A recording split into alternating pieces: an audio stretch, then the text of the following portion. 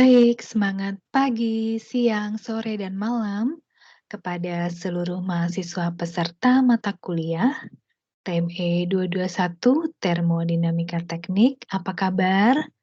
Semoga tetap semangat dan sehat selalu ya. Kembali bersama saya dengan Ibu Filian Arbiani sebagai dosen pengampu mata kuliah ini. Kita akan membahas masih tentang topik 2, energi dan energi transfer.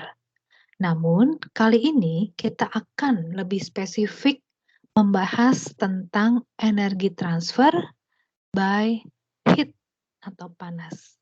Apa itu? Nah, kita akan pelajari ya. Oke, untuk outline dan tujuan dari topik 2.2 ini bisa dilihat di dalam slide ini. Nah, sekarang kita mulai. Baik, sebelumnya kita sudah belajar mengenai sistem, surrounding, boundary system, dan tidak lupa kita juga sudah belajar tentang energi yang terkandung di dalam sistem yang kita sebut dengan E-system. Satuannya kilojoule karena ditulisnya dengan huruf besar E-nya.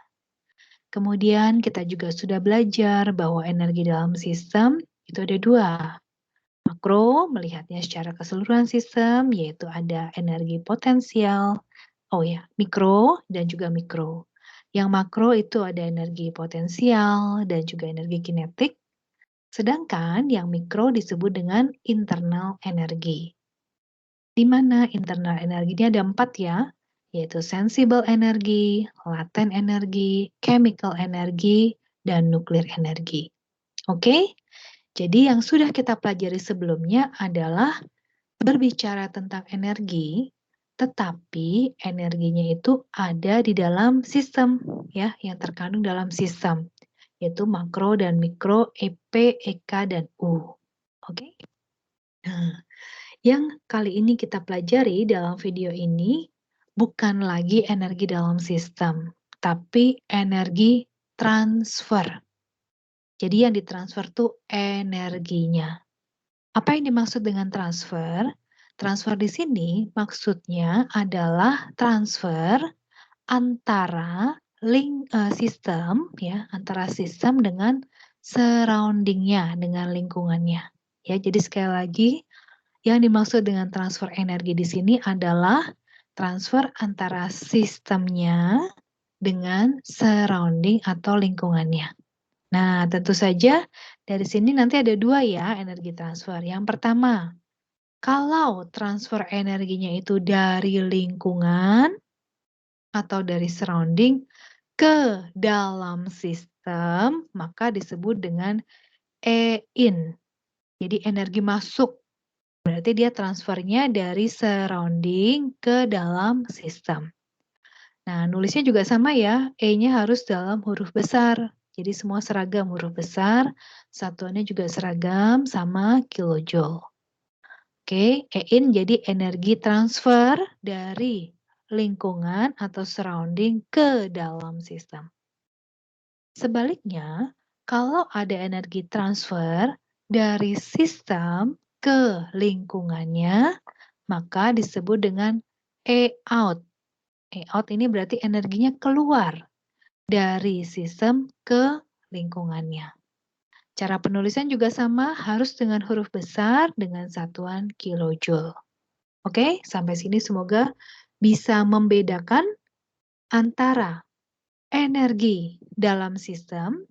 Jadi kalau yang dalam sistem EP, EK, dan U-nya ini di dalam saja, gitu ya. Jadi nggak ada hubungannya sama lingkungan. Sedangkan kalau yang berhubungan dengan lingkungan, ya E-in itu berarti masuk dari lingkungan ke dalam sistem, sedangkan E-out berarti energi yang keluar dari sistem ke lingkungan. Oke, sampai sini apa saja sih energi transfer itu bentuknya gitu ya. Nah, energi transfer baik yang in maupun out itu ada 3 bentuknya. Nah, apa saja? Ya, ini 3 bentuk. Yang pertama yang disebut dengan Q-in. Berarti ini energi transfer bentuknya, Q itu bentuknya heat, ya, yang akan kita bahas dalam video kali ini. Sama cara penulisannya huruf besar dengan satuan kilojoule. Lalu bentuk kedua yaitu W-in. Nah, W ini adalah dari kata work. Jadi nanti energi transfer itu bentuknya bisa Q dalam bentuk panas, bisa juga dalam bentuk W atau work. Nah, apa bedanya? Nanti saya akan jelaskan ya. Oke, sama cara penulisannya huruf besar dengan satuan kilojoule. Nah, yang ketiga adalah energi transfer EMS. Nah, ini berarti energi transfer yang disebabkan oleh massa yang masuk dari lingkungan ke dalam sistem. Nah, masih ingat ya di pelajaran sebelumnya bahwa sistem itu ada 3 jenis ya. Kalau lupa bisa dibuka lagi catatannya. Ada yang disebut dengan sistem tertutup, closed system. Ada yang disebut dengan sistem terbuka, open system. Dan ada yang disebut dengan isolated system. Nah, kalau yang disebut dengan open system, berarti yang bisa keluar masuk dari sistem dan lingkungannya ya, itu kalau open system itu semuanya bisa, energi dan juga massanya. Sehingga ketika ada massa masuk dari lingkungan ke luar sistem, sebaliknya juga kalau ada massa yang keluar nanti dari sistem ke lingkungannya, dia itu membawa energi. Nah, energinya itu nanti yang disebut dengan EMS ini, ya. Oke. Jadi nanti bedanya akan kelihatan ya, apa itu bedanya Q, W, dan E. Nah, untuk yang E out ini juga sama, Q, 3 bentuk juga sama, Q, W, dan MS. Nah, makanya untuk membedakan mana yang masuk, mana yang keluar, dikasih subscript. Kalau dia energi masuk, in berarti Q in, W in, MS in. Kalau keluar berarti Q out, W out, dan MS out. Oke?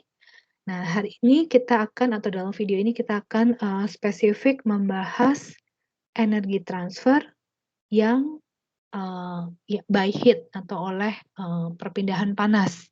Nah, yang Q ini ya. Bedanya apa sih? Nah, kita akan jelaskan lebih detail. Oke? Nah, ini dia.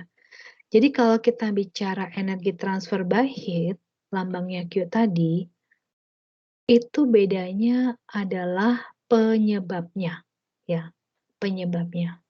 Kalau disebut dengan energi transfer by heat atau Q, penyebabnya adalah perbedaan temperatur. Nah, ini yang perlu dicatat ya dan digarisbawahi. Jadi sekali lagi, dia disebut energi transfer by heat atau Q itu kalau penyebabnya adalah perbedaan temperatur. Nah, perbedaan temperatur antara apa? Nah, karena di sini dia energi transfer, ya, maka perbedaan temperaturnya adalah perbedaan temperatur antara sistem dengan surrounding-nya. Gitu ya, antara sistem dengan surrounding-nya, ya. Jadi, kalau kita perhatikan di gambar tadi, ini kan Q in sama Q out. Nah, driving force-nya atau penyebabnya adalah perbedaan temperatur ya, antara apa? Sistem dengan lingkungannya. Jadi kalau beda temperaturnya di dalam sistem, ya itu namanya bukan energi transfer, gitu ya. Jadi harus beda temperaturnya antara sistem dengan lingkungannya. Nah, kalau misalkan ada energi transfer baik masuk maupun keluar, penyebabnya bukan perbedaan temperatur, maka itu nanti yang disebut dengan W in, W out. Nah, kalau MS itu disebabkan oleh tadi massa yang masuk dan juga massa yang keluar. Oke? Nah, kita lihat ya energi transfer by heat. Nah, nih kita lihat gambar di samping kanan ini. Ini ada 3 kaleng soda. Oke? Nah, kaleng soda ini kita anggap sebagai sistemnya, ya. Masing-masing kaleng soda ini kita anggap sebagai sistemnya. Kaleng soda yang pertama, dia bersuhu 25 derajat Celcius. Kemudian diletakkan di dalam ruangan yang temperaturnya juga 25. Nah, sekarang kita lihat sistemnya adalah kaleng sodanya. Temperatur sistemnya kaleng pertama ini 25. Sedangkan temperatur lingkungannya berarti di luar ya, di luar sistemnya berarti di luar kaleng ini. Itu juga suhunya 25. Dari sini ada beda temperatur nggak? Nah, tidak ada ya.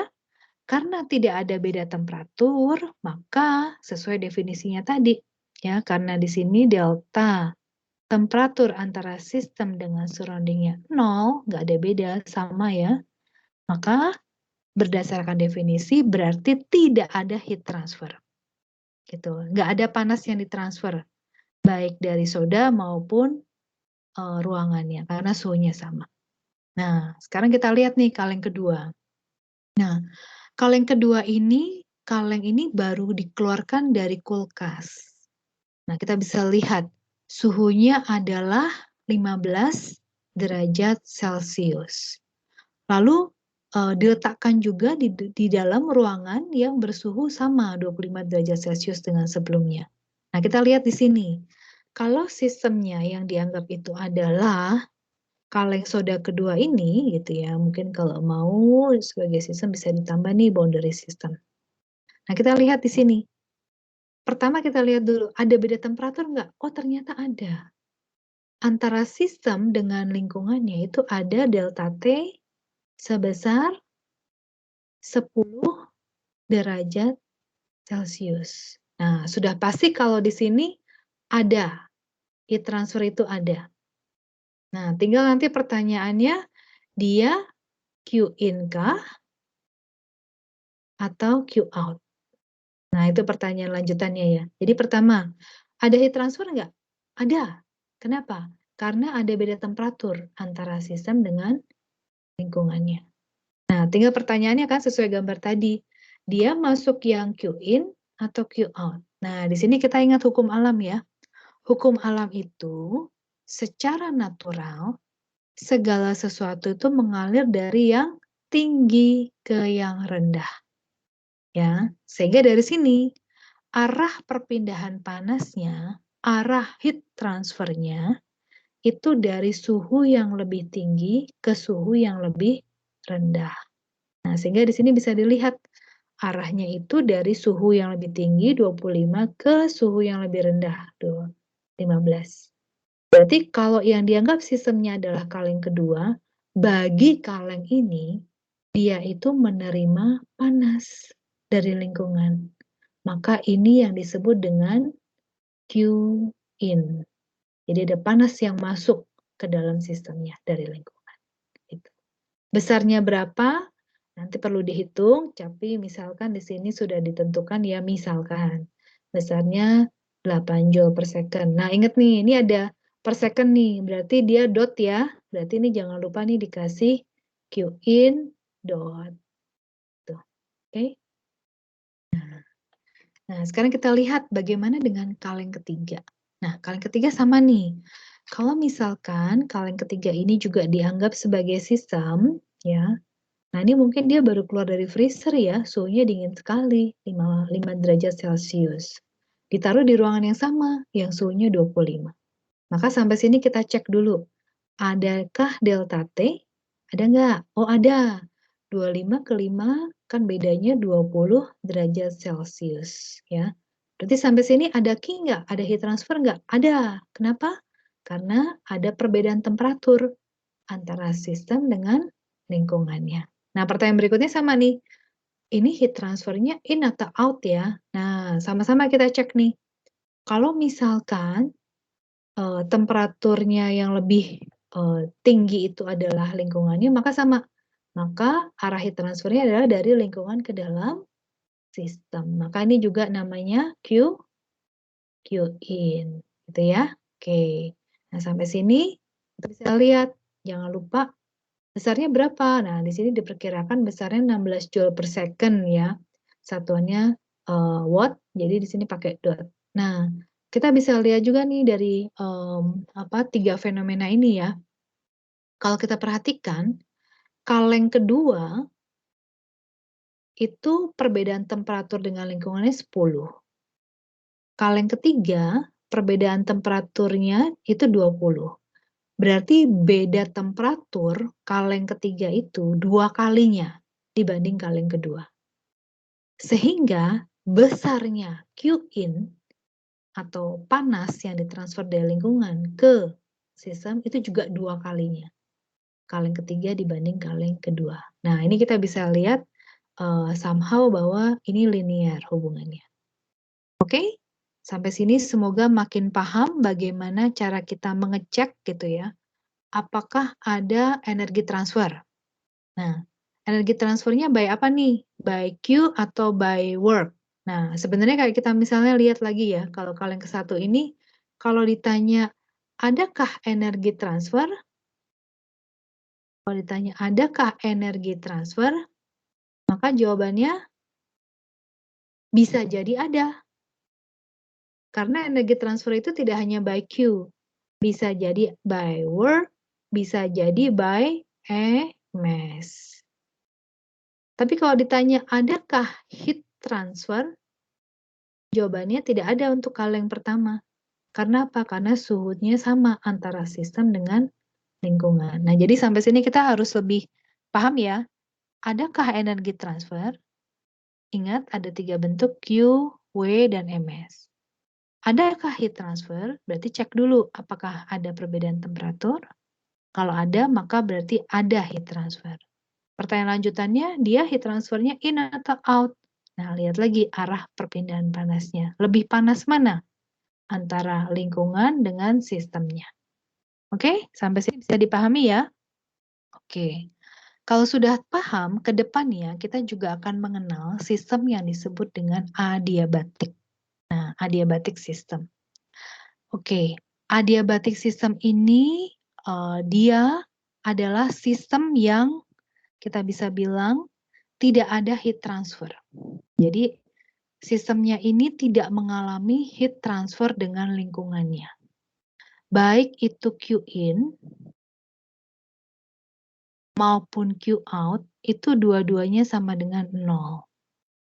Jadi nggak ada proses perpindahan panas dari lingkungan ke dalam sistem, maupun tidak ada proses perpindahan panas dari sistem keluar ke lingkungannya. Oke, nah itu nanti ke depannya kalau Anda menemukan atau kita menyebut adiabatik system, diingat-ingat lagi pengertiannya. Oke, nah sekarang pertanyaan berikutnya. Sistem adiabatik atau adiabatik system itu bisa terjadi kalau apa? Nah, ada dua ya, sampai sini ada 2. Kalau apa? Yang pertama, kalau terjadi seperti yang kaleng nomor 1 ini, yaitu apa? Sistemnya dengan lingkungannya itu sama-sama mempunyai temperatur tertentu, tetapi temperaturnya sama. Nah, karena temperaturnya sama, maka tidak terjadi heat transfer karena tidak ada beda temperatur. Nah, itu cara pertama suatu sistem disebut adiabatik karena memang dia memiliki kesetimbangan temperatur antara sistem dan lingkungannya. Itu yang pertama. Yang kedua, suatu sistem juga bisa dibuat sebagai sistem adiabatik kalau apa? Kalau dia diinsulasi. Ya, jadi diinsulasi. Nah, ini aplikasinya banyak sekali ya, aplikasinya banyak sekali. Contoh misalkan dalam aplikasi geotermal misalkan. Nah, misalkan ya saya ambil contoh nih, saya coba gambarkan. Nah, kalau geotermal itu kan panas bumi. Jadi kalau panas bumi nih misalnya ada sumur geotermal. Nah, ketika pipa geotermal itu mengambil fluida yang panas, temperatur tinggi, kemudian untuk dialirkan ke turbin. Nah, nanti kita akan belajar ya lebih lanjut ya. Kita berharap bahwa fluida yang keluar dari sumur geotermalnya ini sampai ke turbin itu suhunya nggak turun. Jadi misalnya di sini 50 derajat Celcius, kita berharapnya sampai sini juga 50. Nah, padahal kita tahu misalkan ya, kalau geotermal itu kan posisinya biasanya di pegunungan gitu ya, pegunungan dekat-dekat gunung berapi. Nah, makanya suhu lingkungannya dingin ya. Jadi misalnya kalau seperti di Bandung gitu ya, itu mungkin temperatur surrounding-nya itu bisa 18, bisa 20 lah misalkan. Nah, kalau misalkan pipanya ini tidak diinsulasi, maka kita akan tahu nih, Berarti akan ada apa? Transfer panas dari fluida yang lebih panas ini ke lingkungannya, jadi akan ada Q out. Nah, kita akan menyebutnya ke depannya Q out ini adalah heat loss. Sehingga apa yang terjadi? Nanti sampai di turbin itu suhunya nggak 50, akan drop, akan turun jadi 30. Nah, ke depannya kita akan belajar ya setelah UTS, kalau suhunya makin rendah, maka nanti energi listrik yang dihasilkan akan turun. Nah, kita nggak mau kan menghasilkan energi listrik yang turun ya. Nah, oleh karena itu, ini adalah salah satu aplikasi, jadi kalau Anda sempat-sempat nanti kerja praktik atau main-main ke site geothermal, Anda bisa lihat pipa-pipanya ini dipasangi insulasi, supaya tidak ada heat loss, tidak ada panas yang keluar ke lingkungan. Oke? Semoga sampai sini jadi makin paham hubungan antara sistem dengan lingkungan, energi transfer. Lalu energi transfer itu bentuknya ada 3, Q, W, dan MS. Nah, kita bahas yang Q, yaitu energi transfer yang penyebabnya adalah beda temperatur. Ya, kemudian juga kita belajar tentang adiabatic system. Oke, sebelum masuk ke perhitungan, saya ingatkan dulu ya satuan-satuannya ya. Jadi sekali lagi, kalau E-nya huruf besar, Q-nya besar, in, out, maka satuannya joule. Nah, kalau nanti E sistemnya huruf kecil, E, P, E, K, U-nya huruf kecil, maka yang lainnya jadi huruf kecil ya. E in, Q-nya huruf kecil. Q out-nya juga. Maka di sini satuannya sekali lagi per massa. Jadi satuannya adalah kilojoule per kilogram ya. Ini bolak-balik saya ulang karena ini penting ya untuk nanti penurunan persamaan. Nah, kemudian yang kedua saya ingatkan lagi kalau di sini E-nya huruf besar dan ada dotnya. Maka nanti Q-nya juga huruf besar ada dotnya. Q dot in, Q dot out. Maka di sini kalau ada dotnya itu berarti per satuan waktu. Jadi kilojoule per second. Atau sering disebut dengan kilowatt. Ya, oke. Last but not least, ini huruf kecil ada dotnya. Maka nanti Q-nya juga huruf kecil ada dotnya. Q dot in, Q dot out. Sini dia karena huruf kecil, maka energi per satuan massa per satuan waktu. Kalau mau disederhanakan jadi kilowatt per kilogram. Demikian. Oke, nah sekarang kita coba aplikasikan ya persamaan-persamaan ini. Nah, ini kita ambil contoh misalkan ada suatu sistem di sini. Kemudian dalam sistem ini itu ada panas yang masuk. Nah, ini tandanya masuk ya dari lingkungan ke dalam sistem. Nah, panas yang masuk ini itu besarnya 30 kilojoule. Nah, proses panas ini bisa masuk itu terjadi selama 5 detik. Nah, kemudian setelah ditimbang, diukur massa yang ada dalam sistem ini sebesar 2 kilogram. Nah, sehingga kalau kita misalkan tuliskan menggunakan persamaan, berapa sih laju ya, laju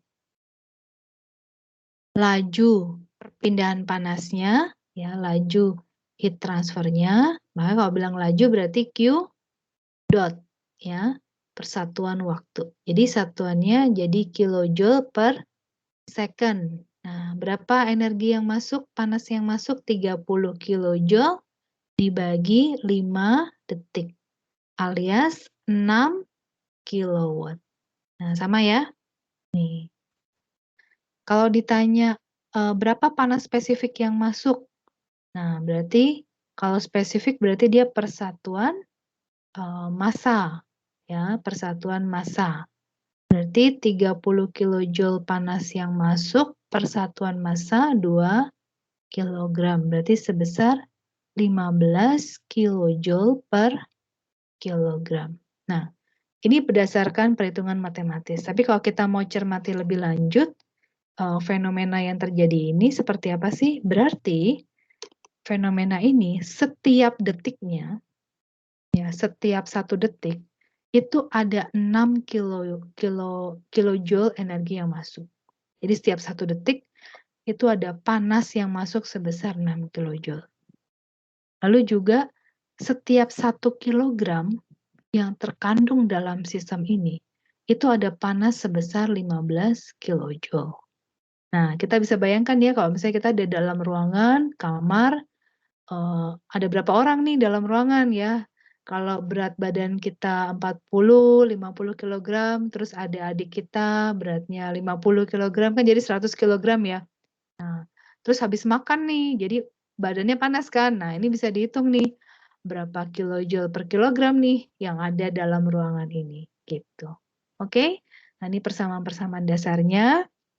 Dan satu hal ya yang saya mau tekankan sekali lagi, Q ini adalah salah satu bentuk dari energi transfer. Nah, kalau ada kata-kata transfer itu pasti harus hubungannya adalah antara sistem dengan lingkungannya. Nah, ini saya ambil contoh misalnya ini ada kentang yang baru, di-baking ya, baru selesai di oven gitu ya. Nah, jadi panas kan ya, dia keluar, setelah dibakar atau di oven, dikeluarkan dari ovennya, di sini ada, transfer panas sebesar 2 kilojoule. Nah, kalau transfer panasnya ke lingkungan yang suhunya lebih rendah, maka dia akan melewati boundary dulu, baru disebut dengan heat transfer ya. Jadi persyaratannya harus crossing boundary. Kalau nggak crossing boundary berarti bukan energi transfer. Nanti jadinya energi yang terkandung dalam sistem. Nah, itu bedanya. Oke? So, sampai sini, ini ada satu pengetahuan tambahan. Zaman dulu pengertian heat itu disebut dengan kalor. Nah, karena sekarang istilah kalor atau kalori itu lebih cenderung ke makanan, maka untuk termodinamika kita sepakat menggunakan istilah heat dibandingkan kalor. Walaupun dalam bahasa Indonesia kadang diterjemahkannya menjadi kalor, gitu ya. Oke, untuk mekanisme perpindahan panas sendiri itu ada 3, ada konduksi, konveksi, dan radiasi. Nah, detail tentang proses perpindahan panas mekanisme 3 hal ini, itu nanti akan dipelajari tersendiri dalam satu mata kuliah terpisah, yang disebut dengan mata kuliah perpindahan panas. Jadi dalam termodinamika ini, kita hanya memikirkan apakah dia beda temperatur antara sistem dan lingkungannya, itu satu. Kedua, kita hanya memikirkan apakah dia Q in atau Q out, itu saja. Kita nggak memikirkan dia Q in-nya atau Q out-nya itu konduksi atau konveksi atau radiasi, nggak. Kita nggak pikirkan itu dulu. Untuk mekanisme konduksi, konveksi, dan radiasi nanti akan kita bahas di mata kuliah terpisah, gitu. Oke, so, last but not least, sejauh ini kita sudah belajar tentang energi dalam sistem, ada makro, mikro, dan dengan video ini kita sudah belajar tentang energi transfer by heat. Nah, setelah ini kita akan belajar tentang energi transfer by work, gitu ya. Oke, terima kasih semua, semangat belajar.